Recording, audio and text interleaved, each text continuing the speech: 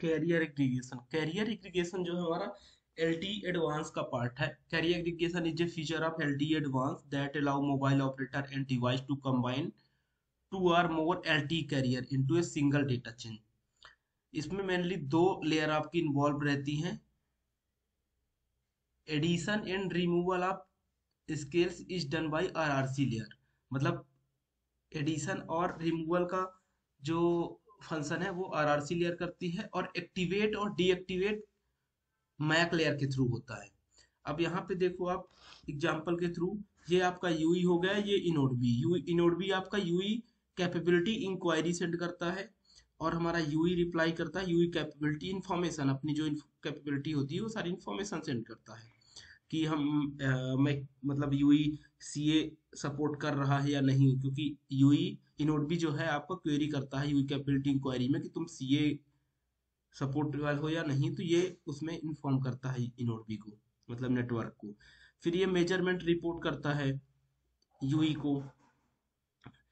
तो उस तरह से आरआरसी कनेक्शन रिकॉन्फ़िगरेशन भेज देता है अपना RRC measurement measurement report request जो अपना यूई करता है, रिपोर्ट अपना फिर इनोड भी करता है। इस तरह से आरआरसी कनेक्शन रिकॉन्फ़िगरेशन भेज देता है यूई कि आपको ये नए कॉन्फ़िगरेशन के साथ अपना कॉन्फ़िगरेशन करना है। तो आरआरसी कनेक्शन रिकॉन्फ़िगरेशन कंप्लीट हो जाता है, और ये मैक कंट्रोल एलिमेंट यूई के पास चला जाता है। अब टाइप ऑफ सीए के कितने टाइप के होते हैं? ये दो टाइप का, कंटीजियस एंड नॉन कंटीजियस। अब कंटीजियस में आप देखोगे तो इसमें इस तरह से कंटिन्यू, जैसे कि बैंड 1800 है, मतलब फ्रीक्वेंसी 1800, 1800 फ्रीक्वेंसी में 1800, 1810, 1820 इस तरह से। और यदि नॉन कंटीजियस उसमें दो हो सकते हैं, intra band and inter band. Intra band में ये देख सकते हो आप 1800 से 1810 फ्रीक्वेंसी, उसका 1820 से 1830। और इंटर बैंड में इंटर बैंड इंटर बैंड में भी गैप होगा, 1800 से 1810, 1820 से 1830, 2100 से 2110, इस तरह से गैप होगा। बट कंटीजियस के केस में गैप नहीं रहता। आपका सीए आया कब? ये एलटी के रिलीज 10 में आया था, जीपीपी रिलीज 10 में आया था। जो यूई की कैटेगरी होती है, यूई कैटेगरी, वो कैटेगरी एबव 6 होगी तो ही अपना सीए सपोर्ट करता है। यूई की भी कैटेगरी होती है अलग अलग। अब बैंड क्लास इंडिकेटर, ये आपको अभी जब थ्रूपुट कैलकुलेट करोगे आप, तो उस टाइम पे यूजफुल आएगा, वहां पे आपको इसका समझ में आएगा कैसे हम थ्रूपुट कैलकुलेट करते हैं सीए इन्वॉल्व करने के बाद। तो वन ए बस है, तो इसका मतलब क्या हुआ? आप क्या हुआ आपका वन, मतलब carrier component, no carrier, no CA. One A मतलब नो सीए। बी मतलब 2cc, मतलब रिसोर्स ब्लॉक आपका 100, 2 DLCA 220 मेगाहर्ट्ज। सी मतलब 2cc, रिसोर्स ब्लॉक 200, 2 DLCA मतलब 400 मेगाहर्ट्ज। इस तरह से डी में भी देख लो आप, ई में, और 5 एफ में 5। इस तरह से जैसे आप यहाँ पे देखना है आपको, सी ए का कॉम्बिनेशन 3A+40C+B। इसके केस में क्या होगा? 3A मतलब आपका वन कैरियर फ्रॉम बैंड 3। 3 आपका बैंड हो गया, carrier one carrier from band 3। 40C का मतलब क्या होगा? आपका two carrier from band 40। B का मतलब ओनली जो बी है लास्ट वाला, उसका मतलब क्या होगा? आपका टू कैरियर फ्रॉम बैंड 1। इस तरह से डिनोशन ऑफ बैंडविड्थ, इस तरह से आप देखोगे। यदि C A X X, C A X Y, C A 3 C, ये एग्जाम्पल है, एग्जाम्पल। जैसे सी ए हो गया X, X, X plus Y. तो इस तरह से जैसे आप देखो, ये सी ए इक्वल टू 3C मतलब two continuous carrier in band 3। C A 40A+40A, इसका मतलब आपका two continuous carrier in band 40। CA 40A+7A, इस तरह से ये आपको एग्जाम्पल के थ्रू बताया हुआ है। अब देखो कि सीए के इशू क्या हो सकते हैं। सीए के क्या केस में मतलब सपोर्ट नहीं कर रहा है, या तो पहला हो सकता है कि CA band not supported, CA band not support कर रहा नहीं कर रहा है। S cell is not added by network, serving cell not added by network. S cell is added but not activated by MAC layer, MAC layer ने activate नहीं किया। R S R P SINR C Q I flooring after adding of serving cell, ये issue हो सकते हैं। अब हम देखते हैं डीसीआई फॉर्मेट। डीसीआई फॉर्मेट होते हैं, ये देखो डीसीआई फॉर्मेट, जैसे फॉर्मेट जीरो है, मतलब जीरो मतलब UL grant resource allocation for uplink data. ये हम रैच प्रोसीजर के टाइम पे अपलिंक ग्रांट करने के लिए करते हैं, वही ये अपलिंक ग्रांट है। फॉर्मेट वन में DL assignment for single input single output, इसका स्क्रीनशॉट ले लो आप, तो ये आपको थोड़ा काम आएगा बाद में।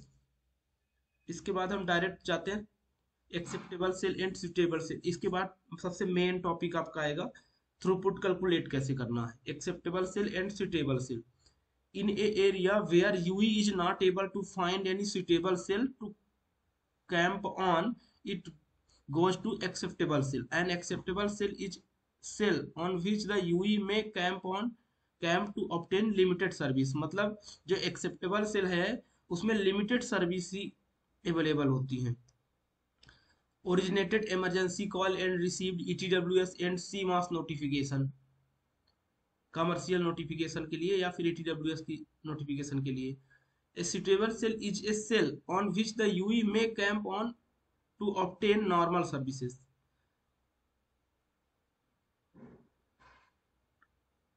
सुटेबल सेल जो होगा आपका, उस सुटेबल सेल में एक्सेप्टेबल सेल जो हो गया आपका, उसके बाद सुटेबल सेल देख लिया आपने।